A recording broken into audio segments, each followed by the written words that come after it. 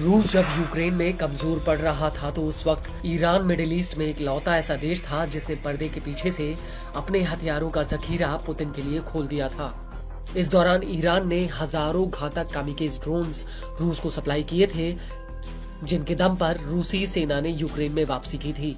और वो ईरान के ड्रोन ही थे जिनके हमलों में यूक्रेन के तमाम बिजली घर और जरूरी इंफ्रास्ट्रक्चर तबाह हो गए थे और भरी ठंड में यूक्रेनी सड़कों पर ठिठुरने के लिए मजबूर हुए थे। हालांकि इसके बाद ईरान ने खुले तौर पर ऐलान कर दिया था कि वो रूस के भीतर अपनी एक ड्रोन फैक्ट्री लगाएगा जिसमें हजारों ड्रोन्स की मैन्युफैक्चरिंग होगी और ये ड्रोन रूसी सेना इस्तेमाल करेगी। लेकिन अब मिडिल ईस्ट में मौजूदा संकट को देखते हुए ईरान ड्रोन्स के मामले में एक कदम आगे निकल चुका है। दरअसल ईरानी नौसेना के कमांडर रियर एडमिरल अली रेजा तांसगिरी ने ऐलान किया है कि ईरान जल्द ही अपने सैन्य बेड़े में एक ऐसा घातक और एडवांस ड्रोन शामिल करेगा जिसका पूरी दुनिया में कोई तोड़ नहीं होगा। तांसगिरी का कहना है कि ये ड्रोन पूरी दुनिया को चौंका देगा। उनके मुताबिक इस ड्रोन को ईरानी सेना और रक्षा मंत्रालय ने मिलकर बनाया है। तांसगिरी का कहना है कि ड्रोन के सेना में शामिल होने पर IRGC, नौसेना और मंत्रालय के बीच सहयोग का क्षितिज एकदम बदल जाएगा।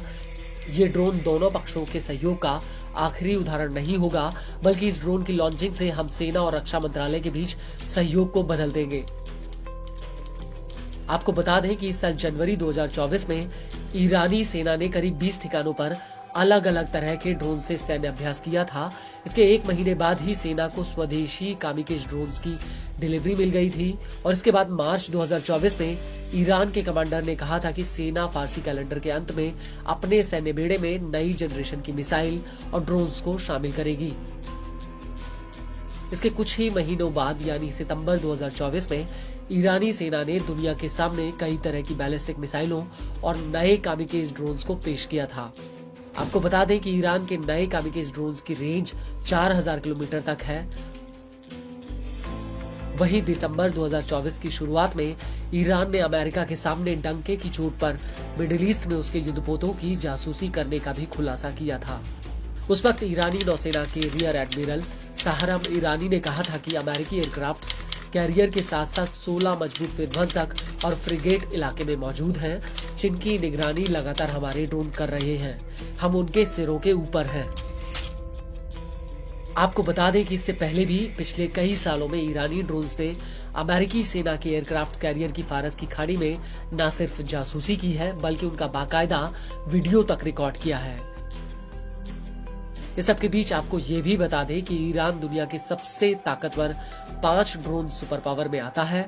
ईरान की ड्रोन्स की ताकत का अंदाजा इसी बात से लगाया जा सकता है कि इस साल की शुरुआत में जॉर्डन में इराक के प्रतिरोधी समूह ने ईरान में बने कामिकेज ड्रोन से हमला किया था। यह हमला अमेरिका के टावर 22 मिलिट्री बेस पर हुआ था, जिसमें 4 अमेरिकी सैनिक मारे गए थे जबकि 40 अन्य घायल हुए थे। और पिछले 2 सालों में ईरान ने अपनी ड्रोन पावर को तेजी से आगे बढ़ाया है। ईरान के पास शहीद 101 जैसे छोटे ड्रोन भी हैं, जिन्हें लॉन्च करने के लिए किसी विशेष उपकरण की जरूरत तक नहीं होती है। यह बेहद ही कम ऊंचाई पर उड़ते हुए रडार को चकमा दे सकते हैं और यह ड्रोन कम से कम 700 किलोमीटर तक उड़ान भर सकता है।